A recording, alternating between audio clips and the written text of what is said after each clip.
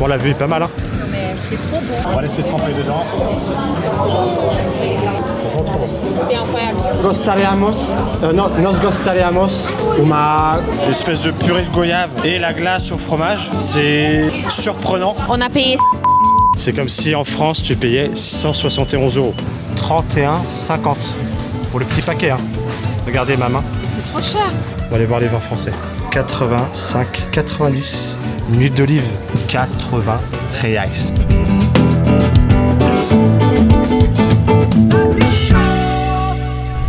Bienvenue dans le jour 2 de notre voyage à Rio. On est au petit déjeuner, il fait beau, il fait chaud. Jana va vous expliquer ce qu'on va manger. Bon, c'est très simple. On va manger des fruits avec du granola. Après, on va manger un croque-monsieur, fromage au jambon. Je sais pas quel est le fromage, mais ça doit être emmental, un truc comme ça.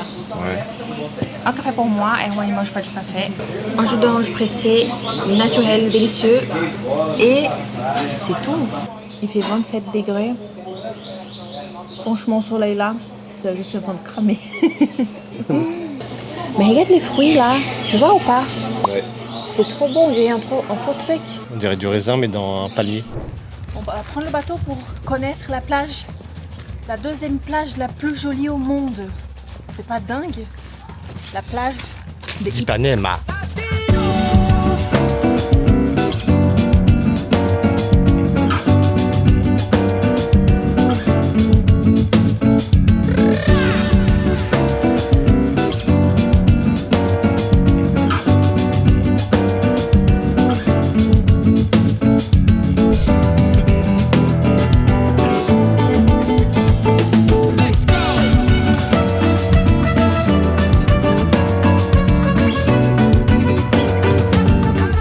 Arrivé à la plage, ça y est, enfin. Oui. On a réussi à trouver des sièges et un beau parasol. Ouais. Très utile avec ce soleil. On va voir le prix, hein, parce que là, le mec il a dit 15 reais chaque chaise et 40 le parasol. On va voir. Après, c'est pas cher, hein, mais bon. Est-ce qu'on va se faire arnaquer? On verra tout à l'heure. Ouais, on verra tout à l'heure. On va vous montrer la vue quand même. Oh oui, vraiment, vous allez être choqués. 3, 2, 1. Ah non, c'est là. Franchement, la vue est pas mal. Hein. Non, mais c'est trop beau, c'est magnifique. Et du coup, là-bas, c'est quoi les bâtiments? Là, c'est la favela de Vidigal. Et le mec qui nous a servi ici pour les chaises, il a dit qu'il habite là-bas. Mais regardez la vue qu'ils ont. Ouais. C'est dingue, hein? Ipanema, c'est l'une des plages les plus mythiques de Rio. Un endroit où tout le monde se retrouve, que ce soit les surfeurs, les familles, les vendeurs ambulants, les fêtards, les sportifs, et où la vie brésilienne ne s'arrête jamais. Et là-bas sur la montagne, c'est Vidigal. C'est une des favelas les plus connues de Rio, qui est située entre Leblon et San Conrado. Pour la petite histoire, la favela a vu le jour dans les années 40, quand les familles modestes se sont installées ici car elles ne pouvaient pas payer un logement en ville. Et dans les années 70, les autorités ont voulu tout raser pour faire place à des projets de luxe. Mais heureusement, les habitants se sont battus pour gagner le droit de rester. Aujourd'hui, Vidigal se transforme petit à petit. On peut y trouver des artistes, des bars branchés, des excursions touristiques. Mais derrière cette image plus chic qu'avant, elle reste tout de même une favela avec des tensions toujours présentes. Là, on va manger dans un barbecue. Donc la viande picanha, farofa, arroz. Ouais. C'est du riz, des trucs comme ça. Spécialité brésilienne. Donc c'est parti. Sur le trajet pour aller au resto à la churrasqueria, Ouais. on s'est fait alpaguer par un vendeur de maillots. Franchement, il est pas mal. Hein. Non, il est très beau. C'est des maillots de 2002, quand le Brésil a gagné la dernière fois. Hein. Ouais, Ronaldo. Maintenant, j'ai un maillot, comme un vrai touriste. C'est vrai. J'ai mon maillot du Brésil. Maintenant, on va manger. Oui, une picanha grillée là, oh mon dieu. Ouais. Avec Ouais. des frites. Ouais, Et du c'est- riz. Et de farofa. Qu'est-ce qu'on a commandé? On a commandé des moritos, des caipirinhas. Caipirinha. Ensuite, un pain à l'ail. Vas-y, présente. C'est un pain à l'ail. Un pain à l'ail. Ouais. Et avec des. Je pense qu'il a des herbes et tout. Ouais. Et aussi, c'est un fromage avec le sucre de canne. Mais c'est comme si c'était un miel. On va regarder le pain.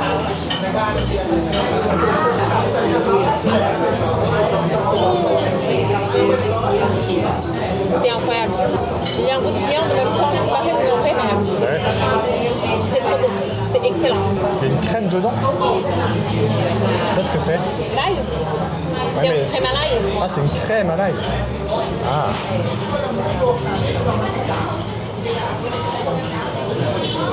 C'est trop bon.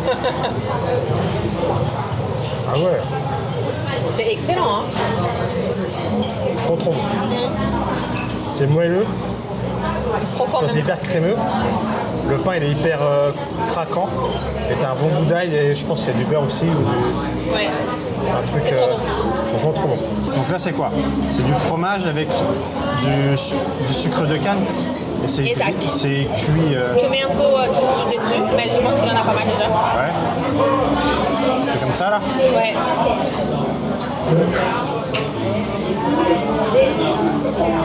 Waouh, regarde. On va laisser tremper dedans. C'est très chaud. Hein. Ça sent rien. Ah oui. On dirait c'est du fromage, c'est pas crémeux, c'est un peu dur. Et il y a un petit goût sucré là, de sucre de canne en fait. Ouais. Ce qui donne tout le goût Le des mélange, sucres. ouais. Ouais, le mélange il est pas mal. Mais toi t'as déjà goûté du coup. Ah oui. Donc tu vas pouvoir savoir si s'il est bon ou pas.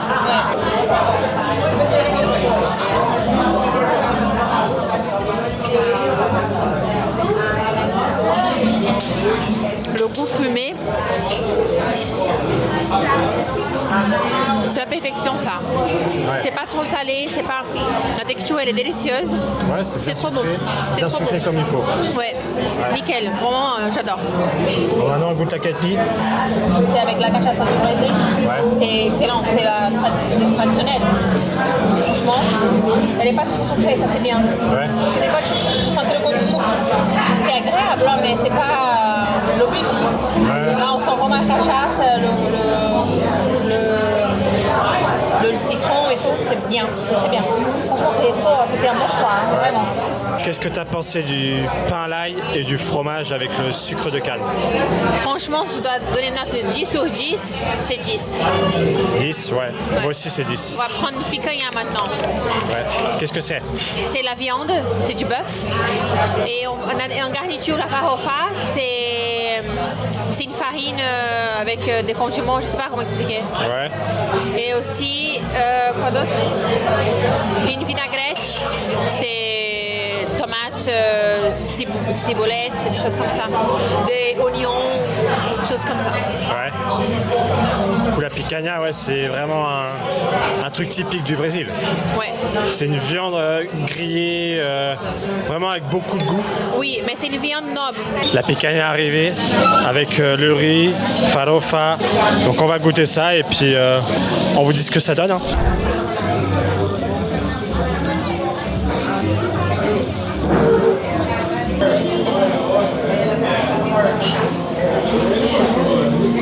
Waouh! Franchement la viande, c'est une dinguerie. La viande est hyper tendre. Elle est salée comme il faut.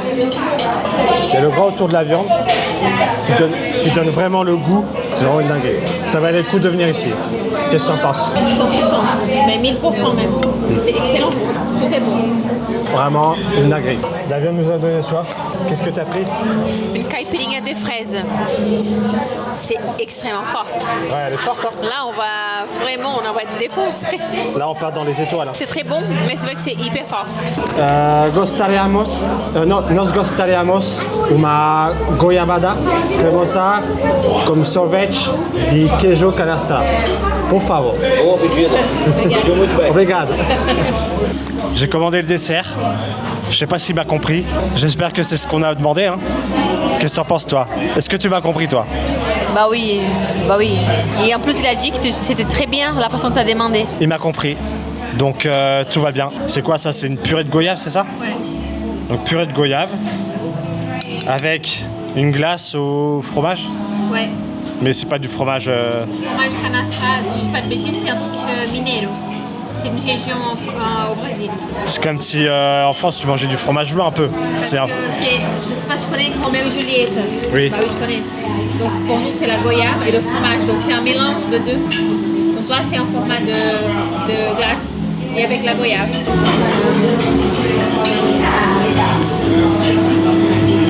C'est vrai que c'est un goût de fromage. Ah ouais?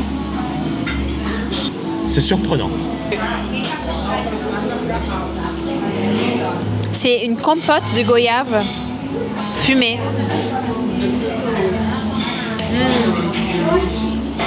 Après, moi j'adore la goyave. La glace là, c'est un fromage mais c'est tellement léger.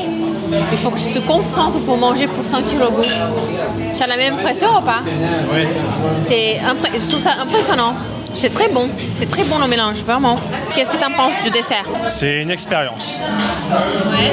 Parce que c'est pas un truc qu'on a l'habitude de manger en France. Bah déjà la goyave, en France t'en manges pas trop. Et la glace de fromage, bah je sais pas trop s'il y en a en France. La glace de fromage comme ça. Et du coup le mélange des deux avec la goyave, l'espèce de purée de goyave et la glace au fromage, c'est surprenant quand tu la goûtes la première fois. C'est pas que c'est pas bon, mais je pense qu'il faut la goûter plusieurs fois pour l'apprécier. Quand t'es pas habitué à manger des trucs comme ça. Ça n'a pas un goût de fromage très fort, mais ça reste quand même pas habituel. Après, quand on mange du fromage en France, tu peux manger avec de la confiture, avec le fromage.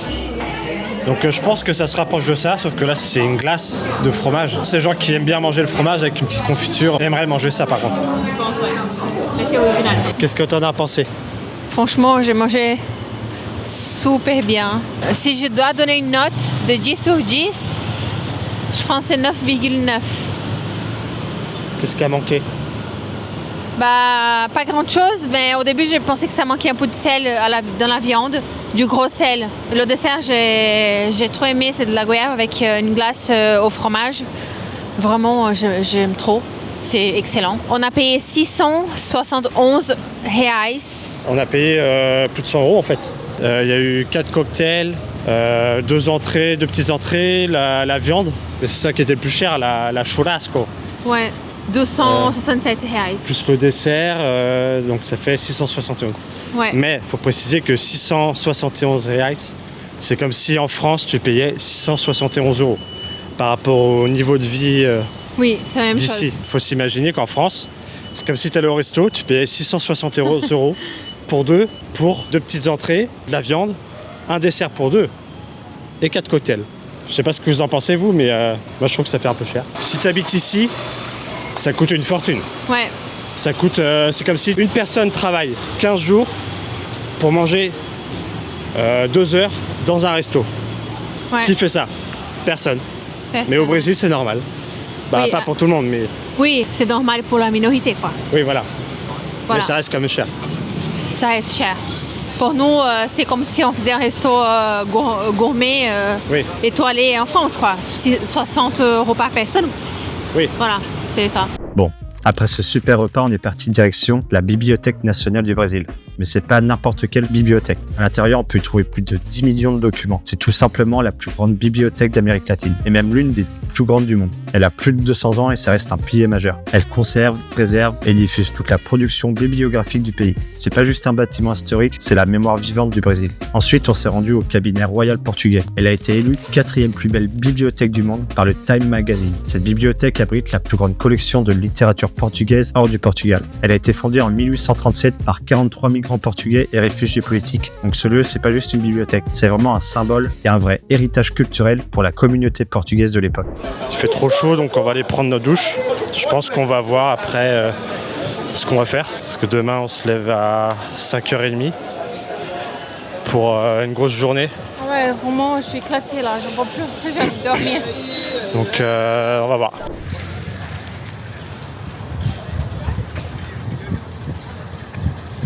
C'est longtemps que je viens pas dans un supermarché au Brésil.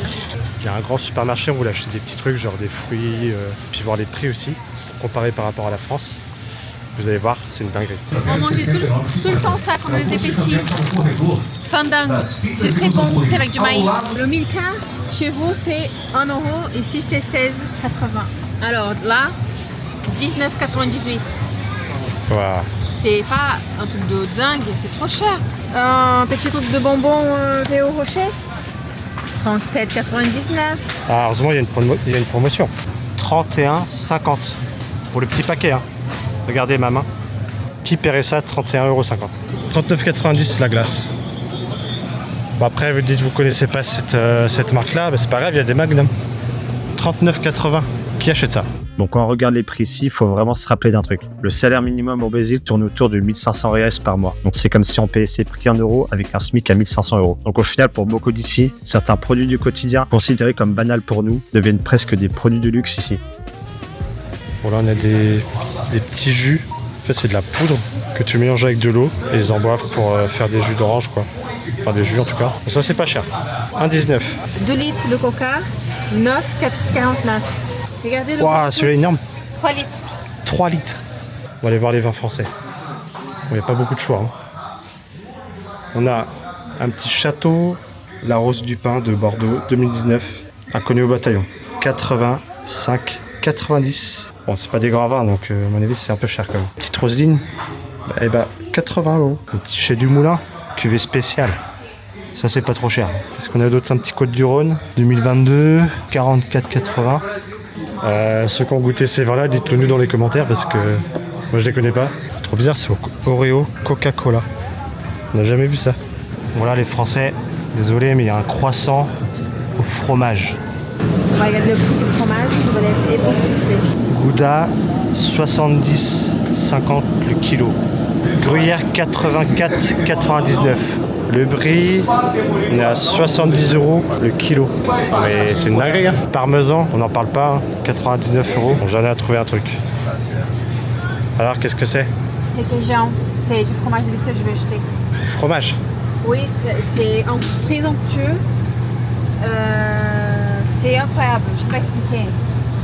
C'est dans des pots de yaourt. Hein? C'est dans des pots de yaourt. Oui. Mais c'est comme si pour faire une tartine, tu vois. Ah ouais, comme la vache qui rit. Ouais, exact. Petite mode de beurre président, 250 grammes, 39,95. Et là on n'est pas au kilo, hein. C'est la motte. Une huile d'olive Mykonos Golden Selection, 80 reais. Comme si c'était 80 € ton huile d'olive. Vu le prix de l'huile et du beurre, tu cuisines sans rien en fait, à ce prix-là. Bah, c'est hyper cher, ouais. Bon, on est arrivé à l'hôtel. Donc c'est quoi? Club social. C'est un biscuit. Salé. Biscuit salé avec Du requeijão, c'est un fromage. un truc trop bizarre là de fromage. Fromage liquide là.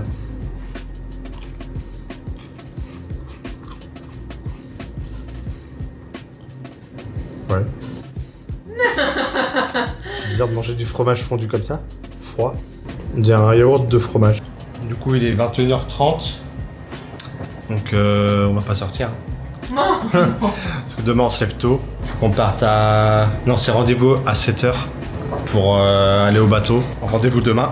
Nous, on va dormir. Ou pas. On va peut-être regarder un film avant. On sait pas. À demain.